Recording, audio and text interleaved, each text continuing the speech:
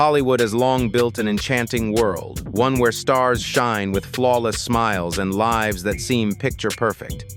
But behind the spotlight and all that glamour lies a truth few have ever dared to speak. Many of the industry's most iconic figures once had to hide their true black heritage just to survive and succeed. From silver screen legends to celebrated music divas, they lived double lives, enduring discrimination and prejudice in an industry built on illusion. What are these hidden stories? And what happens when the truth finally comes to light? In today's video, we'll uncover the shocking stories of 10 Hollywood stars you probably never knew were actually black. Get ready to explore these untold truths that will forever change the way you see Hollywood. If you believe the truth deserves to be recognized, drop a 1-inch in the comments. If you don't, leave a 0. We want to hear what you think. And don't forget to like, share, and subscribe to support the channel so we can keep bringing you more real and inspiring stories. Now, let's jump right into today's story. In the Brewster Douglas housing project in Detroit, a young girl named Diana Ernestine Earl Ross dreamed of stardom. Born on the 26th of March 1944, Diana grew up in a racially segregated society where the idea of a black woman leading the pop charts seemed nearly impossible. But with her sweet, clear, and captivating voice, she broke through those barriers. As a teenager, Diana joined the group The Primes, which later became The Supremes under the guidance of Motown founder Berry Gordy. By the mid-1960s, The Supremes had become musical icons, dominating the charts with 12 Billboard #1 hits, including classics like Baby Love and Stop in the Name of Love, even surpassing the Beatles in consecutive #1 singles. Yet behind the glamour, a lesser-known truth simmered beneath the surface.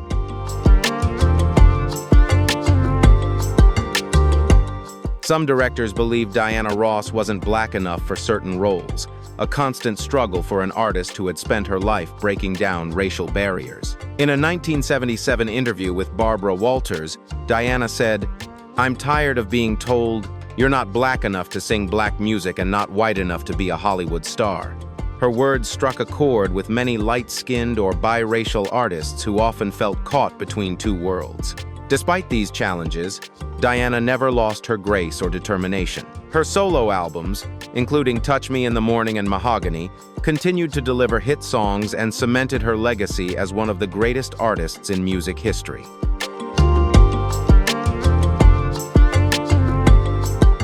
After leaving the Supremes in 1970 to pursue a solo career, Diana Ross continued to captivate audiences with her film work. In 1972, she made a powerful impression portraying the legendary Billie Holiday in Lady Sings the Blues. Although some initially doubted her because of her glamorous image, Diana's performance earned her nominations for both an Academy Award and a Golden Globe, proving that a black woman could excel in both music and film. Yet, even with this success, racial discrimination continued to follow her.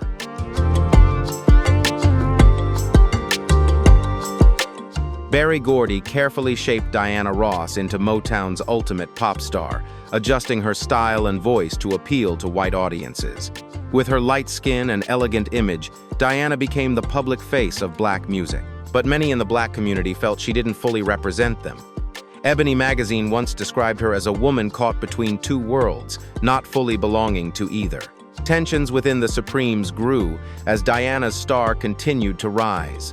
Longtime bandmate Mary Wilson publicly criticized Motown, claiming the label had turned the group into Diana Ross and the Supremes, overshadowing the contributions of the other members.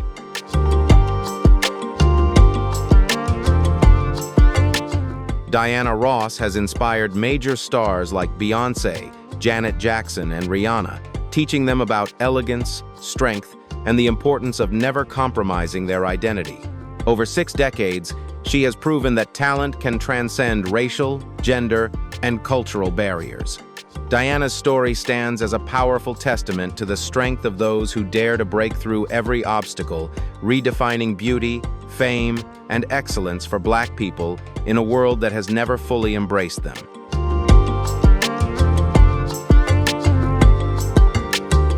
On the night of the 1,940 Academy Awards, at the Grand Ambassador Hotel in Los Angeles, history was made, and a disgrace occurred at the same time. Hattie McDaniel, the first African-American woman to win an Oscar, received the award for her role as Mammy in Gone with the Wind 1939. Born on the 10th of June, 1893, in Wichita, Kansas, she made history in an elegant emerald gown, delivering her acceptance speech with heartfelt emotion. "I truly hope I will always be a credit to my race." The audience applauded in admiration, but when the spotlight faded, she was not allowed back in the main ballroom. Instead, Hattie had to sit at a small table near the kitchen, separated from her white co-stars due to the hotel's segregation policies.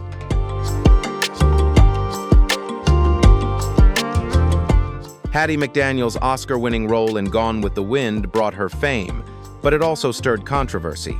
Many white journalists celebrated her as a symbol of progress in Hollywood, while some black newspapers criticized her for reinforcing stereotypes, dubbing her the perfect maid. The Chicago Defender even published an editorial titled "Oscar for Hattie McDaniel, Pride or Shame?" questioning why Hollywood honored her for playing a slave rather than recognizing her talent.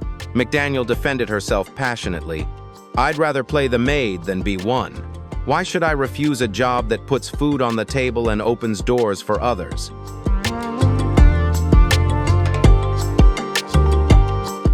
On the night she made history, Hattie McDaniel was not allowed to sit with her fellow nominees. The cruelty of that moment defined both her triumph and her struggle. The daughter of former slaves, Hattie grew up in Denver, where her father, Henry McDaniel, had fought in the Civil War. She began her career with traveling shows, writing and performing humorous songs. In the 1,920 seconds and 1,930 seconds, she broke barriers in radio, becoming the first black woman to sing on American radio. Yet despite her growing fame, Hollywood offered her only one type of role: the loyal servant. Out of more than 300 films she appeared in, over 80% cast her as a maid, nanny, or cook. Film executives and white audiences loved her warmth and humor, but she remained confined to comedic servant roles.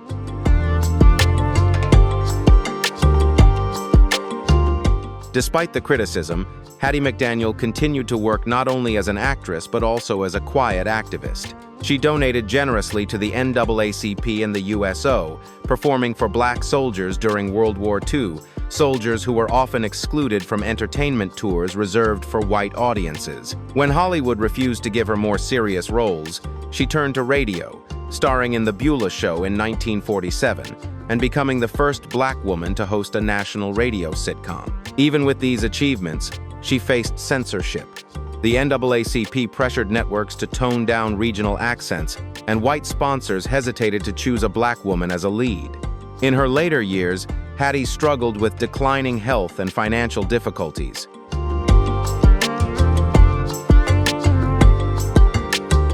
In 1952, Hattie McDaniel passed away at the age of 59 from breast cancer, leaving behind a legacy that was both complex and unshakable. Her final wish was to be buried at Hollywood Cemetery, but the cemetery refused due to racial segregation. It wasn't until 1999 that a memorial was finally erected to honor her life and contributions.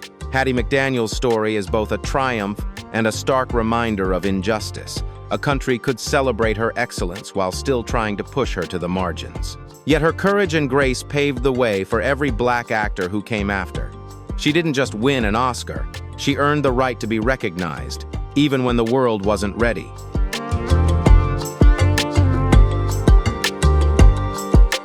In 1,930 seconds, Hollywood, a world defined by racial segregation, Fredi Washington stood out like a quiet storm, elegant, intelligent, and unafraid of her true self.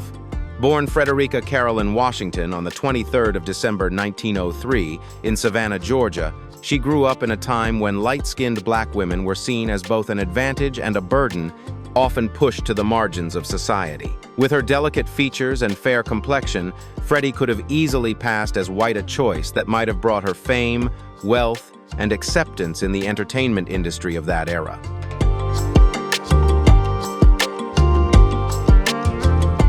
However, Fredi Washington was not the ideal image Hollywood wanted. The defining moment of her career came in 1934 when she played Poliola in Imitation of Life, a light-skinned black woman who denies her heritage to live as a white woman. The film was a major success, earning an Academy Award nomination for Best Picture, but it mirrored Fredi's own life in a bittersweet way. Hollywood executives pressured her to follow Poliola's path in real life, to hide her true identity for fame and acceptance.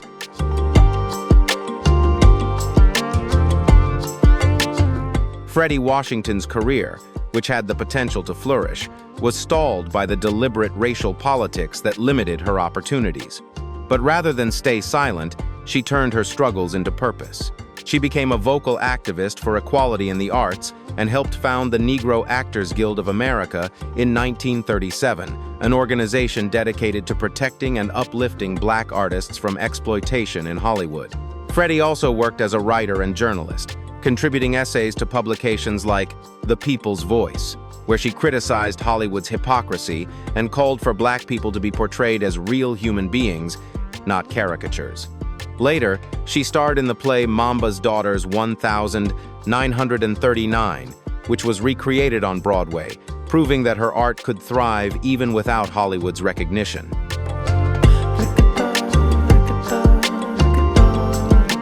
But Fredi Washington chose a different path. Growing up in Harlem during the Harlem Renaissance, she became part of an extraordinary generation of artists alongside icons like Duke Ellington, Josephine Baker, and Paul Robeson. Fredi began her career as a dancer and backup singer at the Cotton Club, where white audiences applauded black performers from a distance but were never allowed to mingle with them. With her poise and intelligence, Fredi quickly caught the attention of filmmakers searching for unique and captivating faces.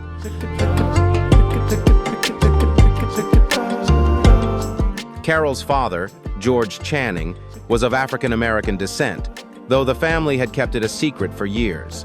In the 1,930 seconds and 1,940 seconds, the entertainment industry operated under an unspoken rule. White faces sold tickets, and any hint of black heritage could end a career. George, a journalist and pastor, always warned his daughter never to speak about her background publicly. But as Carol's fame grew, so did the pressure. Producers and casting directors repeatedly insisted she maintain a white image, and one even warned her, if anyone finds out, your career is over. Though no one asked directly, rumors about her heritage circulated throughout Hollywood. On the surface, she was the perfect illusion, a white woman whose smile could light up any room. Off stage, however, the strain of keeping this fabricated identity led Carol to experience several emotional breakdowns.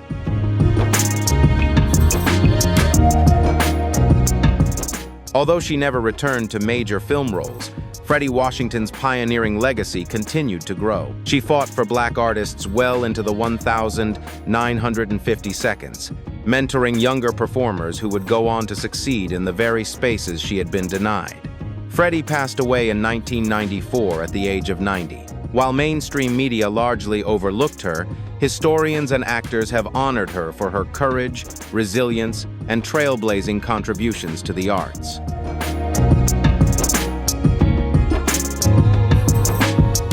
For nearly 50 years, Carol Elaine Channing became the perfect embodiment of the all-American star on the Broadway stage. With her platinum blonde hair, sparkling eyes, and radiant smile, she captured the hearts of audiences everywhere. Born on the 31st of January 1921 in Seattle, Washington, Carol made her mark with unforgettable roles in Gentlemen Prefer Blondes and Hello, Dolly. With her distinctive husky voice and impeccable comedic timing, she dominated Broadway, winning 3 Tony Awards, an Oscar nomination, and a Golden Globe. But behind the applause and the stage lights, Carol carried a secret that could have ended her career in an instant. She had black heritage.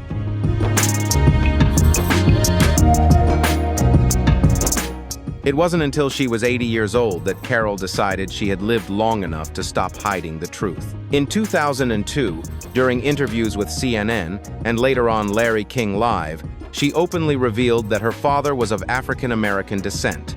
"My father was black. I spent my whole life fearing that people would find out, but the truth should never be a burden. The revelation shook America, and the New York Times ran the headline, "Carol Channing's 50-year secret finally revealed." While many fans were surprised, the Black community embraced her honesty with admiration. Far from diminishing her legacy, the truth highlighted Carol's resilience and courage, making her a symbol of the fight against racism in the entertainment industry.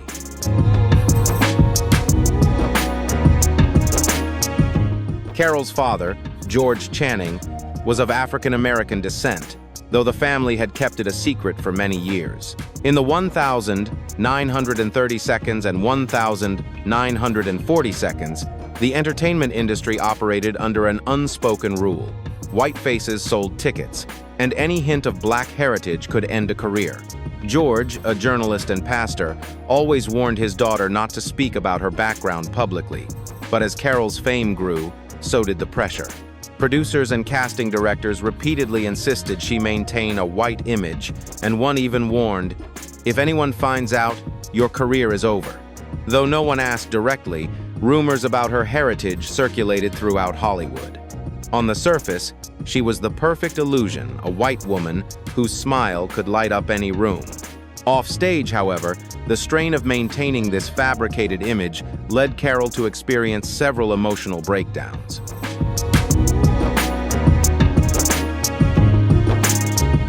In later interviews, Carol admitted how exhausting it had been to live a life of deception and expressed regret that fear had stolen decades of her authenticity. Yet she also acknowledged that if she had revealed the truth earlier, her career might never have existed. Carol continued performing until the very end, returning to the Broadway stage with the same infectious energy that had made her a legend. She passed away on the 15th of January, 2019, at the age of 97. Leaving behind a legacy of artistry, courage, and dignity. Carol didn't just open doors, she broke them down. Her story is a powerful reminder that no secret, no matter how long hidden, can overshadow the brilliant beauty of authenticity.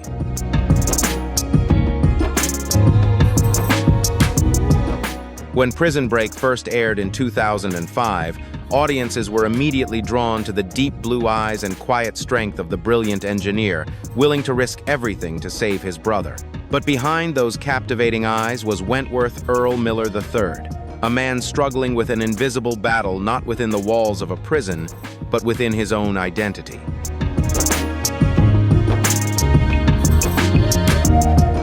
In 2007, as rumors about his background began to circulate, Wentworth Miller decided to speak out. In an interview with The Guardian, he revealed, "My father is of African descent. I've never denied that, but Hollywood is uncomfortable talking about it." His honesty shifted the public conversation. Fans who had long admired his striking appearance now respected his courage. Yet the personal cost for Miller was immense.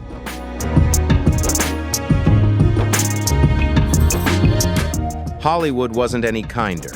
Casting agents often rejected him, saying he didn't fit the mold, not Black enough for Black roles, and not white enough for mainstream roles. His breakthrough finally came with Prison Break, after years of minor parts and quietly enduring setbacks. When he stepped into the role of Michael Scofield, Miller became a global sensation. The show aired in over 185 countries, and he earned a Golden Globe nomination. Yet even with fame, Hollywood still tried to rewrite his identity. European magazines lightened his skin on covers, while American tabloids called him the mysterious Brit, erasing any trace of his Black heritage. Miller initially stayed silent, but that silence wouldn't last forever.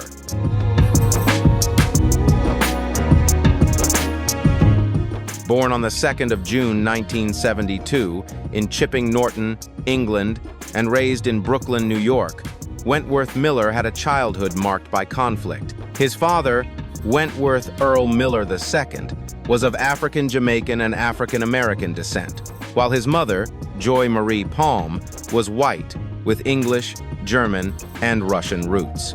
From an early age, Miller felt the sting of being too light to be Black and too dark to be white. At school, he faced curious but cruel questions, later describing it as living with a question mark on his face. Despite his academic talent, graduating with a degree in English literature from Princeton University, Miller always struggled with a sense of belonging, never feeling fully part of any world.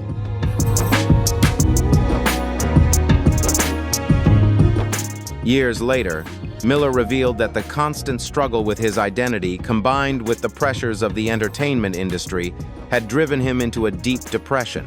In a heartfelt 2013 Facebook post, he shared that he had once attempted to take his own life, writing, "I tried to take my own life because I thought I didn't belong anywhere." That moment of raw honesty transformed Wentworth Miller from an admired actor into a powerful advocate.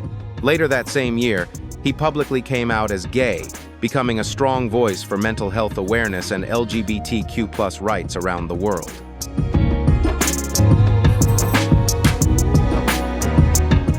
Miller's openness inspired countless fans who saw in him not just a celebrated actor, but a survivor wrestling with the ghosts within his own soul.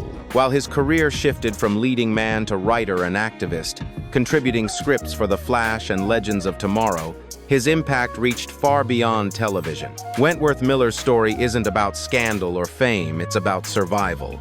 He proved that authenticity, even when costly, brings freedom. By refusing to live divided, he transcended Hollywood's narrow definitions of race and masculinity. This was Wentworth Miller's real-life escape.